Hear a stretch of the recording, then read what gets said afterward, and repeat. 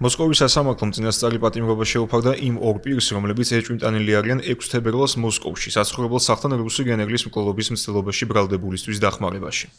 გამოძიების ვერსიით მამაშვილი ვიქტორ და პაվել ვასინები მას ეხმარებოდნენ თავდასხმის ორგანიზებაში, ტრანსპორტითა და საცხოვრისით უზრუნველყოფაში. ორივე მათგანმა საქმეში ბრალეულობა აღიარა. რუსეთის სამხედრო დაზვერვის სამსახურის ერთ-ერთი სამმართველოს ხელმძღვანელის ვლადიმერ ალექსეევის მკვლელობის მცდელობაში კრემლი უკრაინული სპეცსამსახურების კვალს ხედავს და მომხდარში კიევთან ერთად ვარშავასაც ადანაშაულებს. მოსკოვის ვერსიით გენერალ-ლეიტენანტ ალექსეევის მკვლელობისთვის დაწესებული ჯილდო 30,000 ამერიკული დოლარი იყო. უკრაინული მხარე ბრალდებებს უარყოფს და მათ უსაფუძვლოს უწოდებს.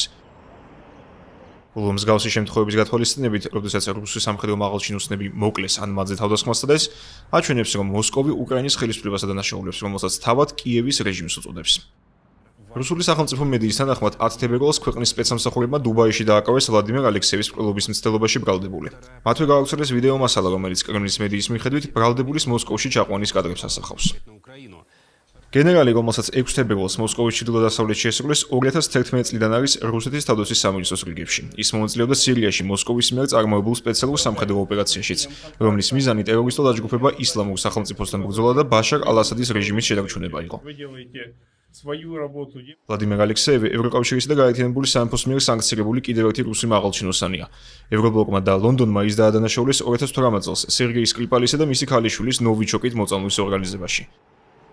მის წინააღმდეგ ფინანსური და სავიზო შეზღუდვები აქვს დაწესებული ვაშინგტონსაც. ამ შემთხვევაში საქმე ეხება ამერიკის 2016 წლის საპრეზიდენტო არჩევნებში კიბერთავდასხმების ორგანიზებას, რაშიც ვლადიმერ ალექსეევი ემხილებული.